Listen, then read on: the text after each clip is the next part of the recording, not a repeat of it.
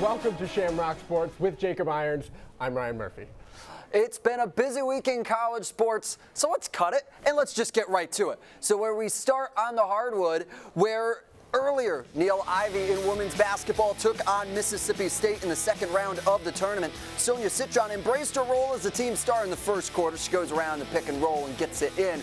Ebo had a big presence in this one as well. Continuing, down low, post, getting it done continuously. Ebo again, up and in. Baby, she's cooking. And again, Ebo down low and one, count it. It was her night without a doubt. And then continuing, Bransford, spin move, put it on spin cycle, gets it in and gets it ready to go.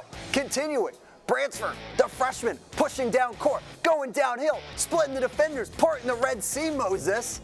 And continuing to roll as Notre Dame would have a 10-point lead heading into the half. However, Notre Dame and Mississippi State would come out quickly.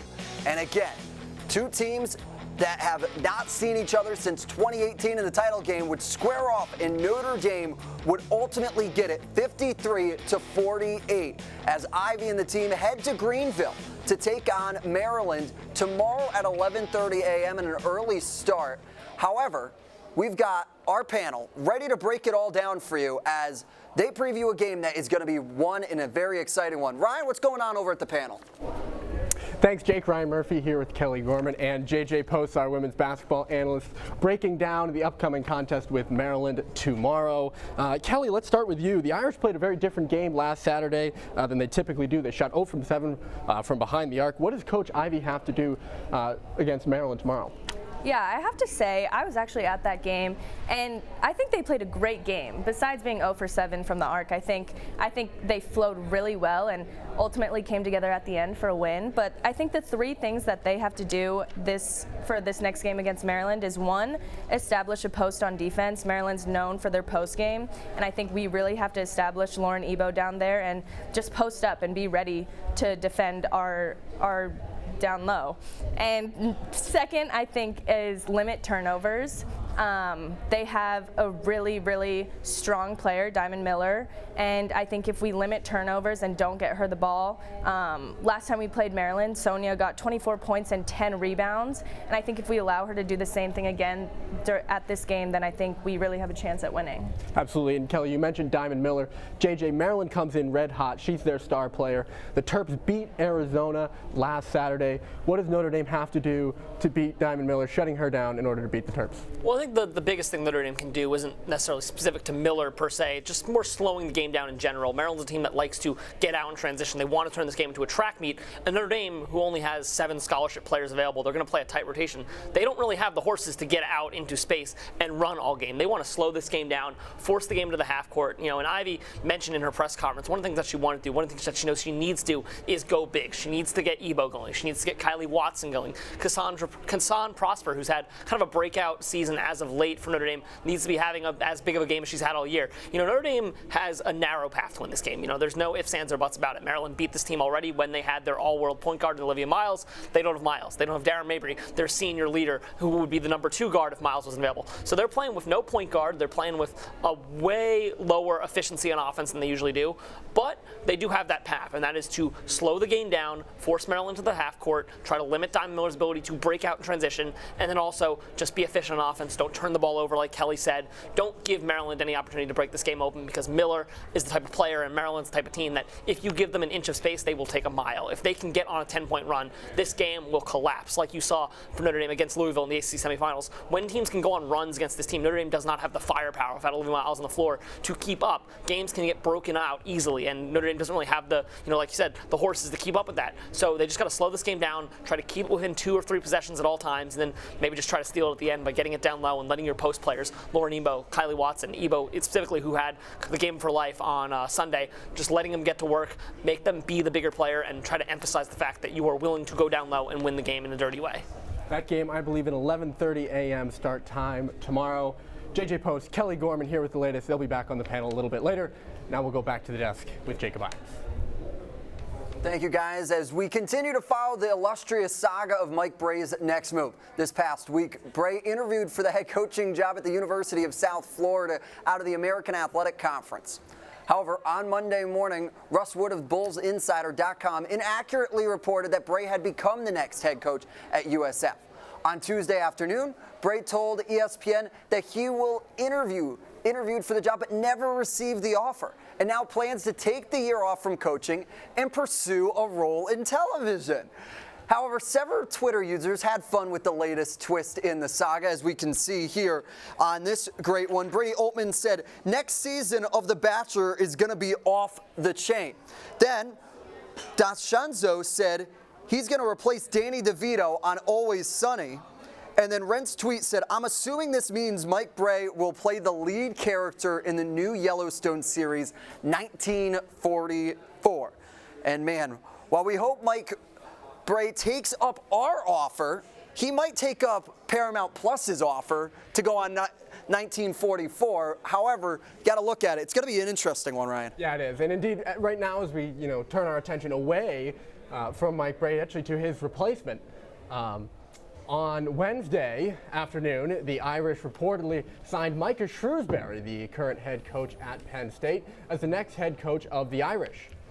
Shrewsberry agreed to a 7-year contract, which reportedly exceeded the 6 years offered to him by Penn State.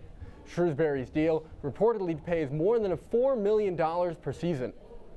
NDTV has been following the story since it broke yesterday, and you can visit our YouTube channel at Notre Dame Television if you're looking for more coverage on this big hire by the Irish. There are a lot of great, very strong opinions on the Shrewsberry hiring that have been coming out recently. For now, for their take, let's welcome in our panel, sending it back over to Jacob Irons.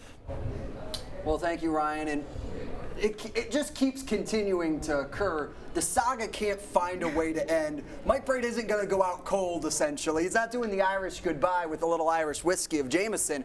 However, now you finally have an individual in that situation where you feel Micah Shrewsberry is going to get it. So, JJ, let's start with you. What are your reactions to this? Yeah, I think this is about as good of a hire as Notre Dame could realistically have made. Notre Dame was not going out and getting the John Calipari's, the Jay Wrights of the world, as much as we would love to Rick dream Pitino about in that. there? I would love Rick Pitino. I'm assuming the administration might not agree with that take, but he's going to go bring St. John's back to glory, so that's okay by me. But Micah Shrewsberry was the type of hire that I think Notre Dame, was always going to realistically have to make. The type of coach that has worked with limits before at Penn State, on a football-first school with basketball kind of on the back burner. So he knows how to work with that level of, maybe discomfort from the admin and giving funding. He's a coach that has rebuilt a program. Penn State was not in a good place when Shrewsberry took the job. That was a job that he needed to start from scratch, so to speak, and he worked the portal, which all modern coaches need to do, and got that team to the place where it needs to be to compete for a Big Ten title and eventually in the NCAA Tournament. So I think Shrewsberry, he's clearly a hot commodity. Penn State wanted him to stay badly. Notre Dame had to, really kind of bring the money out, back up the Brinks truck with a 7-year deal worth about north of $4 million per year to get him in. And I think that's a commitment from Swarbrick and the Notre Dame Athletics Department that shows, they really believe Shrewsberry is kind of a long-term fix. He's not a guy that's going to come in, give you 2 years, and dip out. He's the kind of guy that's going to rebuild this program from scratch, bring in however many players it's going to take, because this team loses 5 seniors and as well as J.J. Starling next year. And pretty much, really, other than Van Allen Lubin, the entire contributing core of the 2022 team. So this is going to be a deep rebuild. It's going to be a deep, cleaning of house. And Shrewsberry is the type of coach that has shown he's ready to do that, which is what he had to do at Penn State. And, we talk about the deep roots in Indiana. He's someone that has had 6 of his 9 jobs in his professional career be in the state of Indiana. His first head coaching job was in IU South Bend down the road. He knows the region in recruiting. He knows the local AAU circuit. He knows the high schools. That should be a big benefit to a Notre Dame team that, at least reportedly, on the trail never really was as aggressive as it should have been under Bray. That was a weakness of Bray. He didn't want to, spend all that time in high schools, which, again, for a guy that's going to go retire on a beach in Florida, I wouldn't either. But Shrewsberry is a young up-and-comer. He's 46 years old. He's someone that has a future in this industry and wants to build Notre Dame into something special. And I think for him, it's a sign of commitment from Notre Dame that they're giving him the 7-year deal, letting him clean house, and letting him build it to what he wants it to be. I mean, I agree with everything JJ said. I like that Shrewsberry has deep Indiana roots. He is the first black head coach in Notre Dame men's basketball history, and he went 37-31 in the past 2 seasons at Penn State.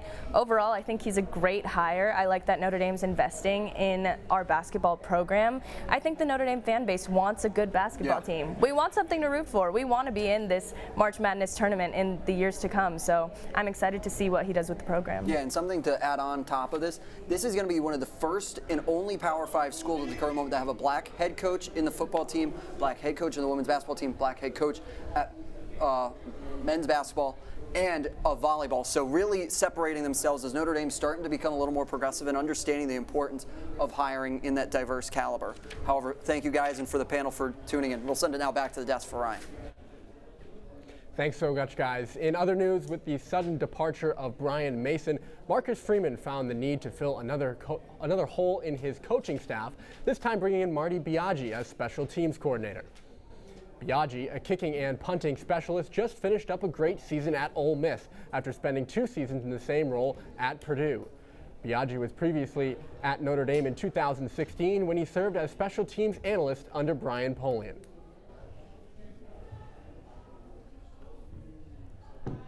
And now staying in South Bend, where yesterday President John Jenkins and James E. Rohr, Director of Athletics Jack Swarbrick, conducted a media blitz regarding Notre Dame's stance on name, image, and likeness.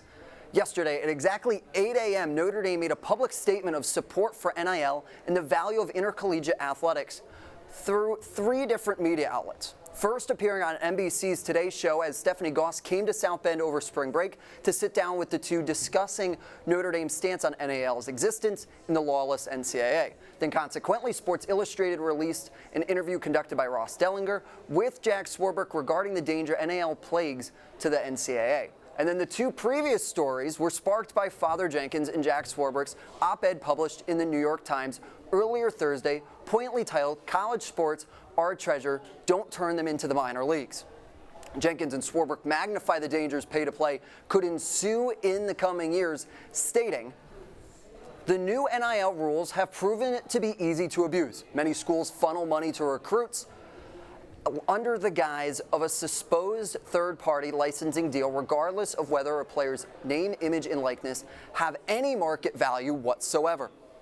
And now, Murph, this is continuing to be a very ongoing situation in NIL, especially now with Baker coming into this situation. So, a lot to unpack here. Oh, absolutely. There's a lot to unpack, and they make some excellent points in there. I think there's, we've seen some very visceral reactions. Though MLB opening day is less than a week out, fans are still raving about the 2023 World Baseball Classic. Spanning 15 days, the event featured 20 nations and 47 games. The action began with round-robin play in Taiwan, Tokyo, Phoenix, and Miami. Pool A concluded with all 5 teams holding a 2-2 record, forcing a tiebreaker that sent Cuba and Italy on They it. want to be out in front of this and saying to the college world, hey, we want to, be out in front of this frontier landscape of NIL. And I think it's also interesting that you play it with the time of Baker coming in and not even 24 days into his new job, and he's already getting bombarded by Notre Dame on the door saying, hey, this is how we believe NCAA should operate, and he's going to have to deal with that in his new tenure as the president of the NCAA. However, we now briefly leave the college scene to check out a wild finish to the World Baseball Classic. Our Tyler Reedy has more. Though MLB opening day is less than a week out, fans are still raving about the 2023 World Baseball Classic. Spanning 15 days, the event featured 20 nations and 47 games. The action began with round-robin play in Taiwan, Tokyo, Phoenix, and Miami. Pool A concluded with all 5 teams holding a 2-2 record, forcing a tiebreaker that sent Cuba and Italy onto the tournament. In Pool B, host nation Japan played near-perfect baseball to advance, while Australia also moved on with some late-inning magic. Pool C saw both Mexico and the United States advance, with Mexico taking the head-to-head matchup 11-5. While Venezuela went undefeated, the second qualifier from Pool D came down to a single game between Puerto Rico and the Dominican Republic. Puerto Rico advanced with a 5-2 win, but did so at the cost of superstar New York Mets closer Edwin Diaz, who earned the save but unfortunately suffered a season-ending knee injury in the celebration. Cuba, Japan, and Mexico each advanced to the semifinals, leaving Team USA to face Venezuela. In that game, the USA trailed late, and that's when the legend of Trey Turner began. 0-2. Turner to left field and deep. Peralta back. It is gone! The shortstop clobbered 2 more home runs in the semifinals, where America's title defense continued with a 14-2 beatdown of Cuba.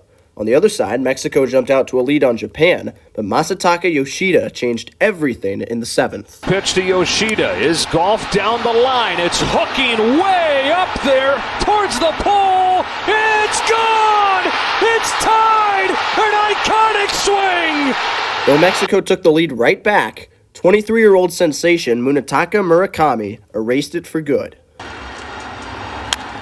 Cracked in the air, deep center field. Thomas on the move. It's off the wall. Ohtani's in to score. Here comes the winning run.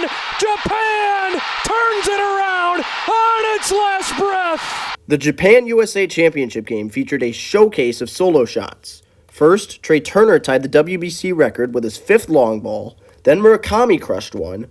Kazuma Okamoto went yard, and Kyle Schwarber found the upper deck as well. In the 9th, Japan led 3-2 and called upon Shohei Ohtani, who had started the game as the designated hitter, to close it out. For the WBC's final act, he faced fellow AL MVP winner and Los Angeles Angels teammate Mike Trout. 3-2. He struck him out! Ohtani strikes out Trout, and Japan's back on top of the baseball world. Tuesday night's victory brought Japan its 2nd World Baseball Classic crown. Ohtani took home the MVP award with a .435 batting average and 1.86 ERA. The next competition will be held in 2026.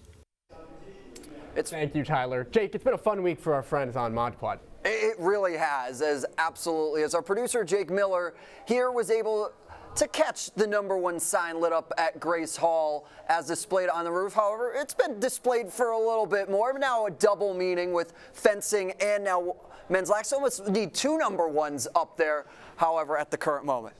Yeah, it was rightfully earned by the men's lacrosse team, who were ranked #1 in the country earlier this week by both the Inside Lacrosse and the USILA National Polls, in addition to fencing, as you mentioned. The Irish are currently 6-0 and were in action last Saturday against Michigan. So let's open the vault and see what they've got here with the highlights of that game. We go to the first half early on. First possession here coming up, and it's junior midfielder Eric Dobson, who is going to cut left side, and he just takes it right to the cage, putting it right over the shoulder of the Wolverine netminder. 1-0 Irish. It's the 14th goal of the season for Dobson. Irish leading 1-0 early. Michigan would be able to respond here. Peter Thompson, he's going to come around the cage and fire it home to tie the game at 1. Michigan fans all fired up as the sideline pours onto the field in excitement. Tie game. That's pretty much as close as Michigan would get to the Irish, though. Still in the first quarter, Irish ahead 3-1. Star senior Pat Kavanagh goes underneath to put the team up by 3. We'll see more from Kavanagh later. Still in the first, time winding down here. It's Quinn McCann ripping it home. Irish lead 6-2 or 5-2. Sorry about that. After just 1 quarter of play. The Irish would continue to add to their lead in the second quarter, now ahead 8-2. Kavanagh finds Jalen Seymour, who wires one to the back of the net, his 4th goal of the year for the sophomore. It was 9-2 after the first half. Now we go to the third quarter, where the Irish are going to be ahead 12-4. Bryce Clay goes over the top to bring the Wolverines just a bit closer here with a nice shot over the goalie's right shoulder. Even that, though, couldn't stop the Irish onslaught. They're ahead 15-5 here, and I told you we'd see more from Pat Kavanagh. A cheeky little move behind the back. He does it himself. 10th point of the game for Kavanagh. That ties the program record he himself set twice already. Irish run away with this one, 18-8 final over Michigan. Yeah, really just one of those games, dominating game. However, they're going to put #1 on the test here against Virginia on Saturday in Arlada Stadium, so they're going to need a lot there. And there's sandwiches while supplies last, so nothing like free food. And it's been a hard season for men's basketball here at Notre Dame, but at least the Irish fans can find consolation and yet again another horrible Purdue loss at a much inferior team. Inferior might be a hard. FDU was pretty good. For more on the big dance, we head to the regional round and we send it to our panel, the Elite 8 and Sweet 16. Panel, what's cooking? Thank you so much, Jake. I mean, we all love March Madness, whether Notre Dame's in it or not, whether you're in CJ's on a lovely Thursday night watching Gonzaga win, or you're at the top of your friendly bracket competition, as JJ and I are. It's just a fun time. But getting into the actual basketball logistics of it, JJ, I'm curious to hear what teams you have been especially looking out for and what teams you think are going to make it to the Final Four. Yeah, I've been buying a lot of Houston stock all season, and it feels impossible to ignore them now. You know, we both have them Track Challenge, so I know you're going to support this. But, you know, it's impossible to ignore this team as the one runaway favorite. You know, I know they don't jump off the page as a blue blood program. They play in the AAC. It's not easy to look at them as the premier power of college basketball. But think about it. They're number one in pretty much every advanced metric out there. They have a guard in Marcus Sasser who can single-handedly take over and win games by himself, which he has done this tournament. The Final Four is in Houston, and they have the potential to be playing in front of home fans for the national title. The storyline matches up, the players match up, the eye test and the numbers match up. It's clear to me that Houston right now is playing like the best team in the field, and for me is still my national title favorite. For the other teams in my Final Four I'm looking at, Gonzaga comes to mind. You know, I think that UCLA game yesterday revealed a lot about this Gonzaga team. There are questions about the defense, sure, but this team has a lot of grit. They've been here before. In Drew Timme, they have someone who, you can joke all you want about him being 35 years old. He's someone that has been around the block in this league, in this tournament, and he knows what it takes to dig deep and win games. It's a team that has a lot of experience. I think that matters a lot in March. Elsewhere, Bama is the other team that I think you can either pick them or Creighton. It's a toss-up. Creighton team that could get hot and break that game open, but Bama just has the star in Brandon Miller that I think is really going to be the determining factor in that game.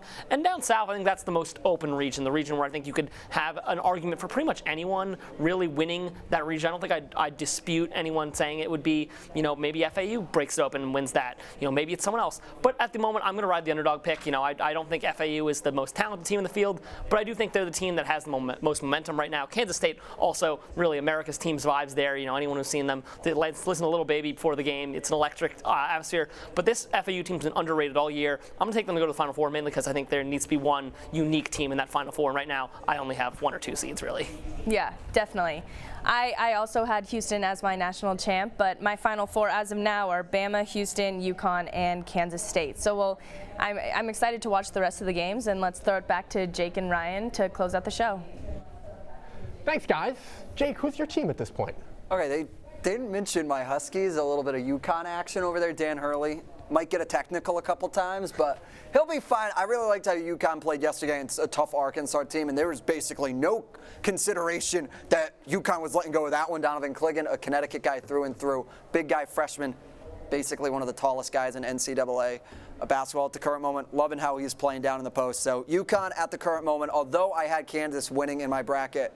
And once again, if you don't know, NDTV did do a pool of our bracket. So the champion will come on our April 14th show after break.